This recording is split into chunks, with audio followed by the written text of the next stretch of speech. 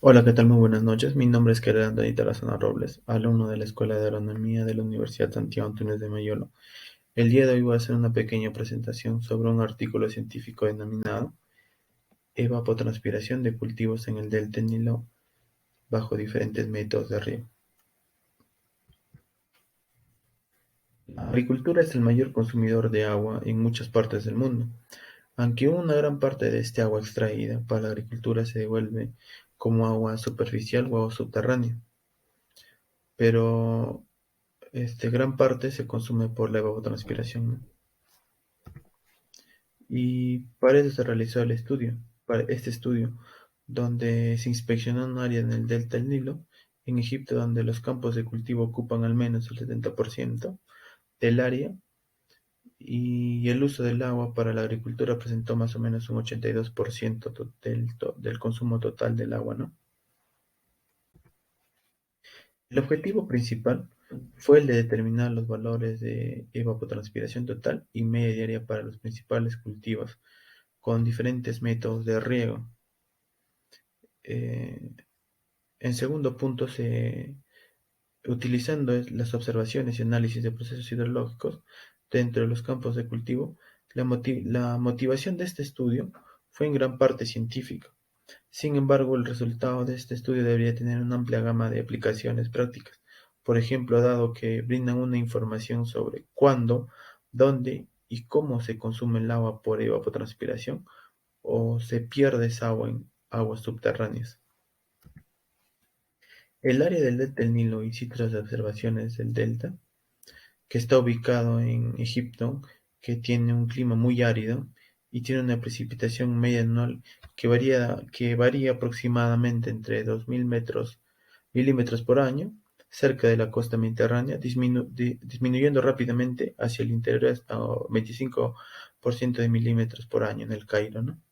El clima es bastante uniforme, con la mayor parte del delta, excepto en zonas cercanas al mar y los desiertos. Los campos experimentales para obtener datos detallados de la evapotranspiración se establecieron en campos de cultivos de tres niveles, en el Saja A, Saja B y en el Sanjalón, donde un gran tamaño fueron de 200 metros por 200 metros, ¿no? Ubicadas en diferentes lugares. Para los métodos que se utilizaron, se eligieron, como les dije, tres principales cultivos. Los cultivos de verano, que fueron el cultivo de arroz, maíz y algodón, y los cuatro cultivos de invierno, el trigo, el bercén, habas y la remolacha, en función a su relevancia en términos de área de cultivo y significado histórico en Egipto. Estos cultivos ocupan entre el 55% y el 83% de las tierras de cultivo en el delta del Nilo durante el verano y el invierno respectivamente. Para la implementación real del riego, la cantidad y el momento de riego se modificaron a partir de un diseño experimental. Medidas de correlación de remolinos de la evapotranspiración. Para poder determinar la evapotranspiración junto con la velocidad de fricción y el flujo de calor sensible, se utilizó el método de correlación de remolinos, que se utilizaron mediciones de turbulencia de áreas de viento, la humedad, la temperatura, donde se pusieron sensores instalados en la parte superior de una torre, construidas en el área de cada cultivo, y se aplicó el procedimiento estándar para producir datos de flujo. El coeficiente aparente de cultivo, como se mencionó anteriormente, las condiciones de suelo y clima dentro de los cultivos en el delta son bastante uniformes y la variabilidad climática de un año a otro es muy pequeña, ¿no? Por lo tanto, es probable que sea aceptable una comparación directa entre los valores.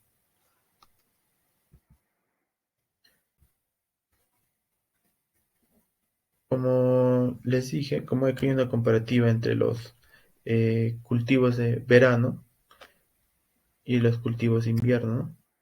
En el lado izquierdo, como se puede ver, están los cultivos que proporcionan de verano, cultivos de verano, que vemos que el arroz es el que ha consumido mayor agua, ¿no?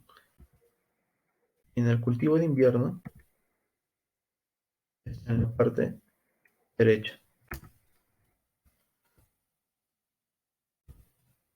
Los cultivos de verano, bajo eh, diferentes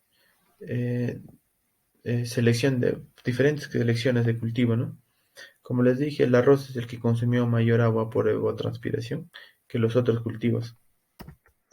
Este resultado probablemente ocurrió porque la evaporación del suelo dominó durante las primeras etapas de la temporada de cultivo, debido a la poca cobertura vegetal que se encuentra. La evaporación del suelo tiende también a ser afectada más fácilmente por los cambios cerca de la superficie.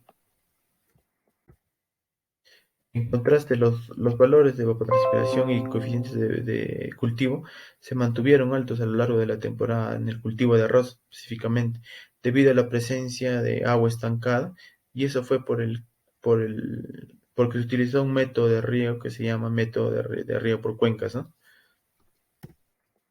El algodón, por ejemplo, consumió menos agua, diaria menos que el maíz, ¿no? Pero más agua como evapotranspiración. La mayor parte de evapotranspiración del algodón fue resultado de la temporada de cultivo más larga del algodón, aproximadamente a 169 días, en comparación con otros cultivos que duraban entre 98 días y 125 días, ¿no? Las diferencias medidas a los métodos de riego. Para el maíz fue posible una comparación para los métodos de riego y evapotranspiración total.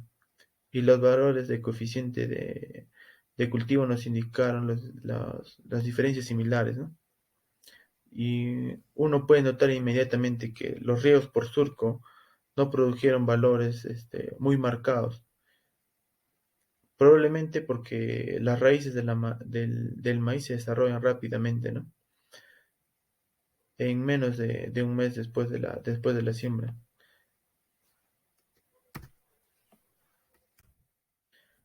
Para el arroz fue posible una comparación entre el riego por cuenca y por intervalos, y las estimaciones de evapotranspiración y el coeficiente de cultivo fueron el 78% de los cultivados por el método de cuenca, como se muestra en la figura donde les hice en la figura 1, en esa figura, métodos por cuenca, en comparación con otros cultivos, ¿no?